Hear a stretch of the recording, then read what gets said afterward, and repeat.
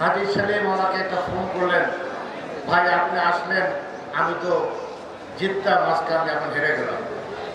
আমার ওই কথাটি এখন মনে পড়ে। 2001 সালে আমি এসেছিলাম নাসিরউদ্দিন পিন্টুর জন্য, আর আজকে আমি এসেছি হামিদের জন্য। হামিদও জিতবে, নাসিরউদ্দিন পিন্টু জিতেছে, হামিদ জিতবে, আমি হামিদকে ধারে তুলে দিলাম।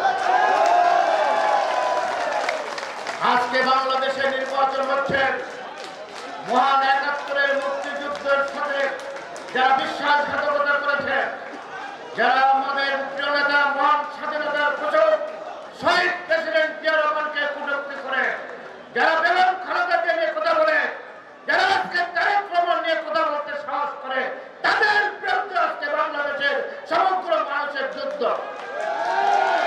আমরা তাই বলতে চাই, একদিকে বাংলাদেশ স্বাধীনতার সপক্ষের শক্তি, আরেকদিকে ৭১-এর রাজাকার আলবদর, তার পক্ষে জাতি দাঁড়াবে। শহীদ প্রেসিডেন্ট জিয়া রহমান যদি তোমাদেরকে বাংলাদেশে আসতে না দিত, তাহলে কোথায় থেকে রাজনীতি করতে, কোথায় তোমরা থাকতে? সেদিন তোমরা ৩০ লক্ষ মানুষকে হত্যা করেছো পাঞ্জাবিদের সাথে থেকে, ঠিক কিনা?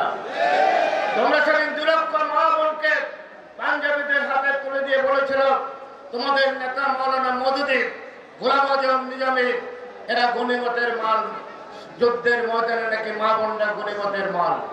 এই নিমক হারামরা আজকে আবার ফতোয়া নিয়ে এসেছেন। সেই সময় মা বোনদের বলেছেন গনিমতের মাল, আজকে বলছেন বাড়ি পাল্লায় ভোট দিলে বেসতে চলে যাবে, মানুষের ইমান আছে জানিয়ে কথা বলছেন, ঠিক না? তাদের আরেক নেতা বলেছেন বাইতুল মুকাররমের উত্তর গেটে দাঁড়িয়ে হাজার হাজার মুসল্লিদের সামনে কি বললেন? আল্লাহ খুব পেরেশান পেরেশান বারবার বলছেন। তখন মুসল্লিরা জিজ্ঞাসা করলেন, এই নেতা কিসের জন্য পেরেশান? বলল আল্লাহ খুব পেরেশান দাঁড়িপাল্লাকে ক্ষমতা নেওয়ার জন্য। এর চাইতে এর চাইতে শিরক কোনো কথা হতে পারে? তাদের আরেক নেতা বললেন আপনি বিড়িতে যত ইচ্ছে তত দম দেবেন আর মনে মনে বলবেন দাঁড়িপাল্লা আপনার সমস্ত গুনাহ মাফ করে দেবে। এই জাতীয় কথা তাদের এক নেতা চট্টগ্রামের শাহজাহান চৌধুরী, সে বললেন আমি যদি এই সূর্য তুমি থেমে যাও, সূর্য থেমে যাবে, এর থেকে বড় সে কথা হতে পারে?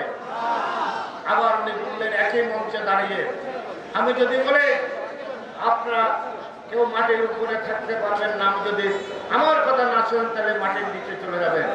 উনি ৭১-এর ৩০ লক্ষ মানুষকে যেভাবে হত্যা করেছেন, আমাদেরকে সেই ভয় দেখান। আমরা জিয়া রহমানের সৈনিক, বেগম খালেদা জিয়ার সৈনিক, আমরা তারেক রহমানের সাথে কাউকে ভয় করি না, আমরা একমাত্র আল্লাহ ছাড়া কাউকে ভয় করি না। বাংলাদেশে এবার আমাদের নেতা তারেক রহমান ইনশাআল্লাহ প্রধানমন্ত্রী হবেন। আপনারা হামিদকে ভোট দেবেন না, আমাকে ভোট দেবেন না।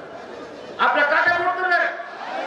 আপনারা শহীদ জিয়ার প্রতীক ধানের শেষ, বেগম খালেদা জিয়ার প্রতীক ধানের শেষ কে ভোট দিয়ে তাদের সুযোগ্য উত্তরসূরি তারেক রহমানকে প্রধানমন্ত্রী করার জন্য ধানের শেষে ভোট দেবেন।